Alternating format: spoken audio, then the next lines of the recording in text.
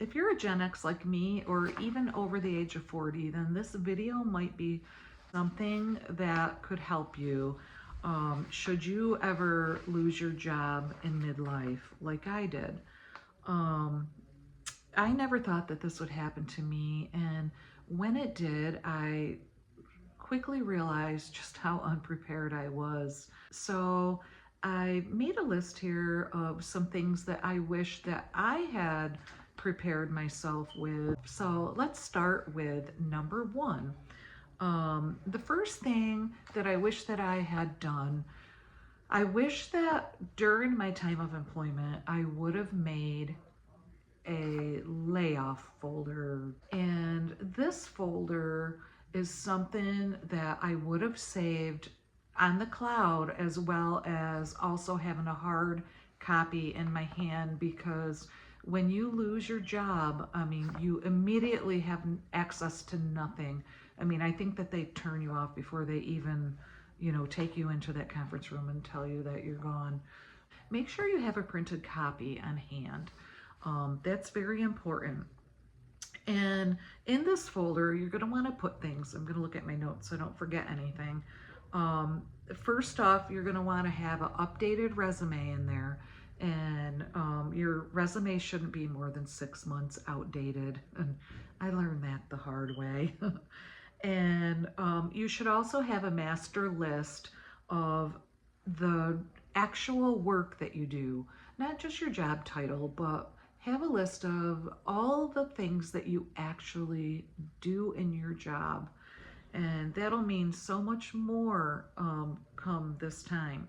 And you should also keep in there all your performance reviews, any commendation letters or emails that you might get from your employer, and then keep a list of the metrics and stuff that you may have improved. Things like, have you improved sales figures? Did you make systems better? Did you come up with processes? Did you have anything to do with revenue growth? And then another important thing is contact information for coworkers who would vouch for you after you lose your job. Now remember, you're not going to have access to anything once they lead you out the door. So it's important for you to have updated phone numbers and things like that, because maybe some of the coworkers that are going to vouch for you aren't going to be like your really close coworkers. They may be a coworker that you never really did anything outside of work with. So it'll be important for you to have their information handy. And when something like this happens to you, you really lose your confidence and your dignity. And I just wanted to back up for a second, because I forgot to say that with putting your performance reviews and so on and so forth in that folder. Once something like this happens to you, it is really good to have something positive that you could read about yourself. Go back and read some of the reviews and all the good things that they said about you, so you can change your mindset. And because the first thing you're going to do is think that, how could I have changed this? What could I have done differently? And I'm going to tell you right now that probably there was literally nothing that you could have done. Business is business, unfortunately. We sometimes feel a little bit more loyal to them than they feel to us, and money motivates.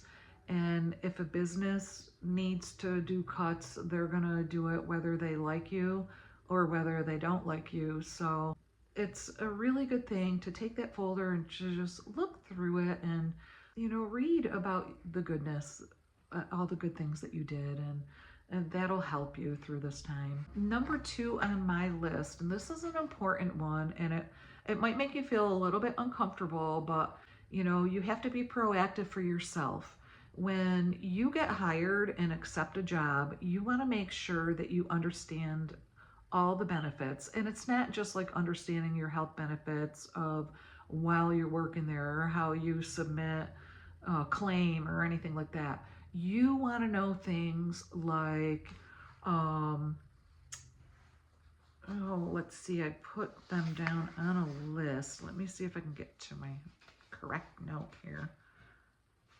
This is an age thing. I can't remember things in my head anymore, so you're stuck with my paper notes. Okay, so you will want to find out right up front, how long do health benefits last after termination? And then you need to know things like COBRA costs. Yes, look at the numbers because COBRA is very expensive, but you're going to want to know this right up front. You want to know your severance policy and also your PTO payout rules. What are the stock options or retirement vesting timelines? You need to know all of that up front. Write it down, because if you think that you're going to remember anything that they tell you at that point in time, when you're losing your job, you are not going to remember a thing that was said to you. That's what happened to me. In and out. I had no idea what it was just like, you're not going to know. It's such a shock, and it's weird how we react to a shocking thing. So write it down and, have the talk. Just ask HR. You want to know everything up front.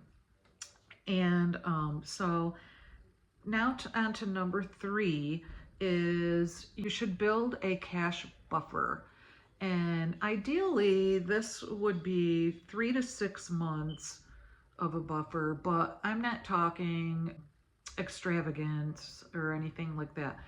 For the bare bones minimum of what you would need to get you through for say 3 to 6 months period.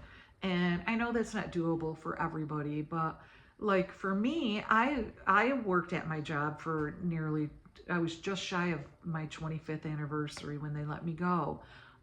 If I had been saving for a day like this for 25 years, I would have had a pretty good buffer saved for just that. And, the only thing that you need to save is just your take-home pay. It doesn't have to be your gross salary or anything. Just start saving a little bit at a time and build it up, and don't touch it. Just save it for a day like this. And then if you never lose your job, when you retire, you'll be able to spend all that money in any way that you want to. And hopefully it'll be a lot, because hopefully you'll never get laid off and you'll be at your same job for eternity. So anyway, but important, even if you can do a month, just have something there, because it just would take a big burden off your shoulders. It doesn't make everything perfect, but it certainly helps. And that's what this is all about, is just trying to get you through the initial shock period and to keep you with your confidence and your dignity through it all. So the next thing that I would have had in my folder, had I made a folder, would have been my resume, and I would have kept my LinkedIn on standby. I would have had everything updated.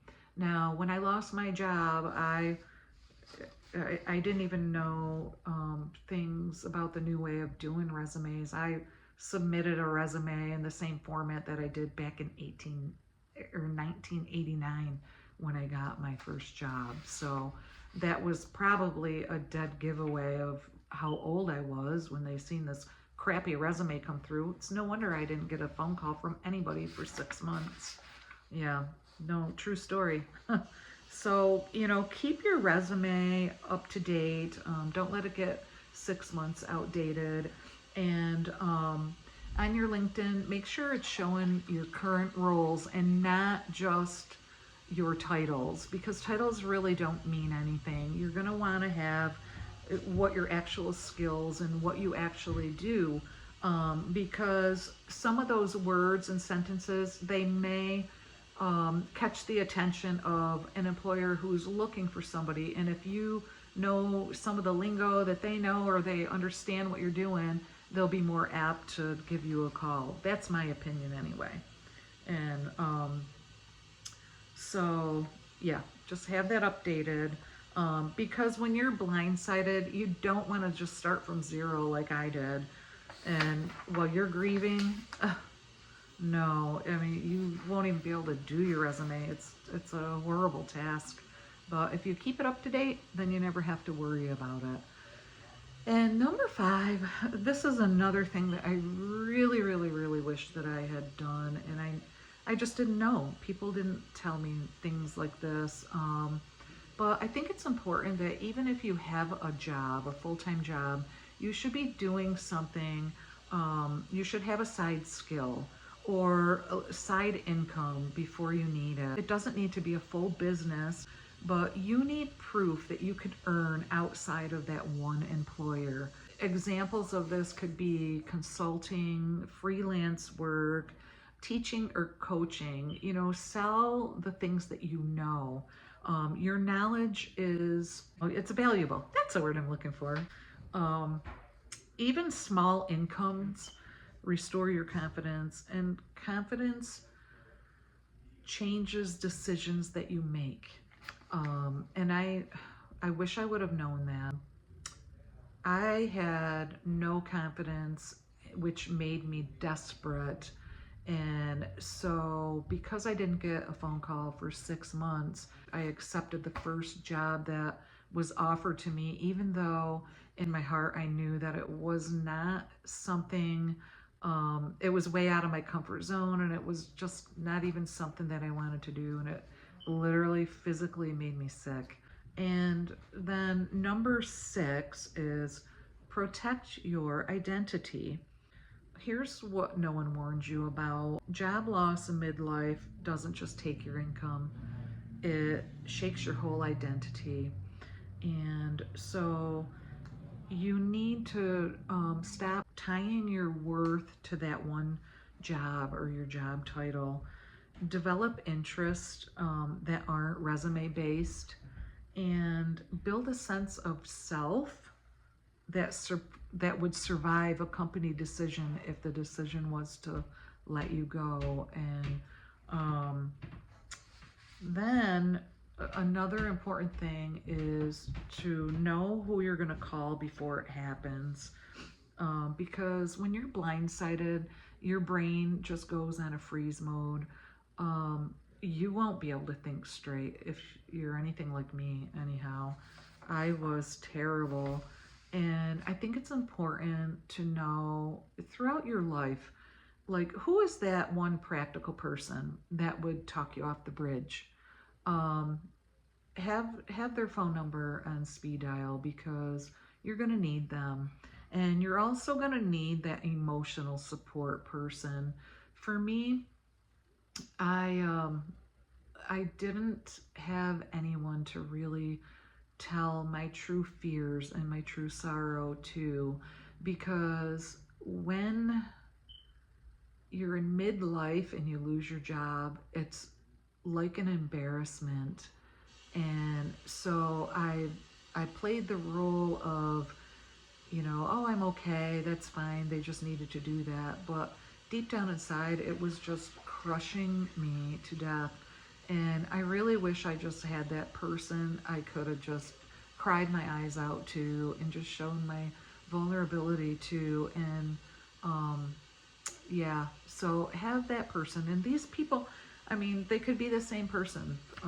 It doesn't have to be 3 different people, but these are, whoever it is, they want to have these. They want to be a practical person, they want to be a support person, and then the third person is someone who knows the job market. Who's that one person that just pretty much knows something about everything, or knows everybody, and always has something to say about something. That person could be very, very important for you at this time, because not all jobs are posted on Indeed or social medias. Sometimes it could be a business and just in conversation be like, oh, I'm looking for, somebody who knows this and that. And then if this person has heard and knows, then they could always say, oh, wait a minute, I know so-and-so is looking for something. She was let go, or he, from her job. And, they could kind of be that segue for you. And that comes in handy. And, you know, that's one thing that we learned as Gen Xers growing up is that, you know, I was always told it's not what you know, it's who you know.